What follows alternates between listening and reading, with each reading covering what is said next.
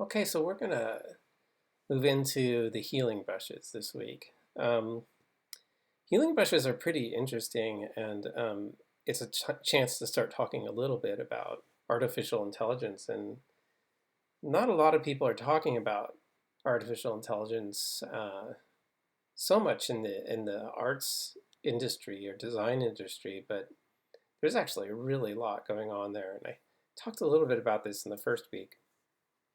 Um, but this is our chance to look a little bit more into it. So I've been put up some websites and videos to talk about it. One of them is the next Rembrandt, which is a pretty interesting project that I want you guys to watch this video. But um, what I want to discuss, or the point I want to make with these, is that when they're doing this kind of work, when you watch this video, just notice that they're doing a lot of this predictive type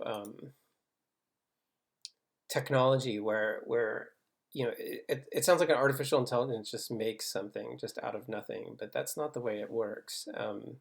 If you watch this video, they're going to talk about how they go through a bunch of Rembrandt paintings, and they find through going through all the data that there were these commonalities. Like there's a port that he does portraits, usually a Caucasian male with facial hair, roughly about 30 to 40 years old, wearing dark clothing with a collar, wearing a hat, facing to the right. So they didn't just say do anything. They narrowed it down for the computer and they made decisions. So there's a lot of human interaction here, and I think that's the thing to recognize with this artificial augmented design theory is that it's really more not so much artificial intelligence but augmented intelligence. And so it's a combination of humans working with artificial intelligence.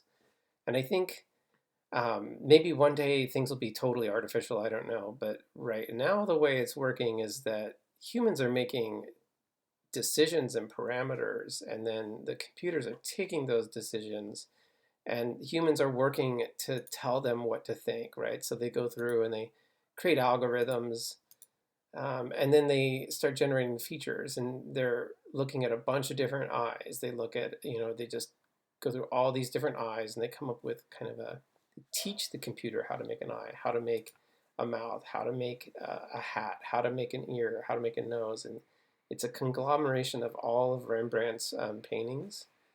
Um, and so it's not that the computer just makes it on its own. It's being taught what to do. So there's a lot of human intervention going on in this process. A lot of technology, and a lot of you. Whenever I talk about a height map, this is a great example of a height map, and that's more of a game design class or three-dimensional animation type class, but this is a great example of it. So hopefully some of you see that. Um, and I won't reveal what happens, but I want to kind of point it out a little bit before I get going. I think it's a really good video. I also pointed out this website, and at the very bottom of it, there's this other, it's a TED Talk, and it's pretty long. It's like, I don't know, like 20 minutes long or something like that. Okay, so I'll at the bottom here. I already watched it, but this one right here, it's a pretty good video because he talks about how these things are augmented, not necessarily artificial intelligence. And so Maurice Conti is his name. He works for Autodesk, which makes Maya and a lot of these types of these predictive type software that's happening in this world. But so does Photoshop, and you'll notice Photoshop has a couple of these. So Photoshop, this is a video of this is software that Photoshop is making that works with actually After Effects, which we don't use in this class, but After Effects is an Adobe product like Premiere. And they're creating a mask, and this mask is doing a lot of the same technology we're doing, but over a frame, so on a video rather than on a single image.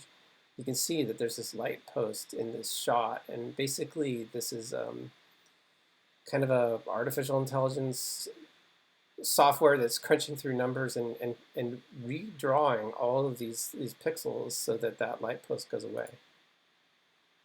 It's actually really pretty amazing when you look at it. That kind of cleaning effect without having to do it yourself, just totally huge. And so, there's a lot of this stuff going on, and the important thing to recognize with Photoshop is it isn't always just the Photoshop.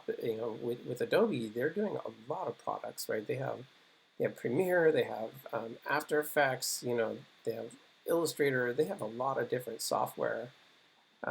And so when we're using these tools, just recognize that you're dealing with artificial intelligence, and it can be a little bit weird when you do that. But the big deal is that you're using parameters to help the computer decide what to do. So sometimes they're going to work, and sometimes they aren't, and that's kind of one of the things that people have a hard time with these tools.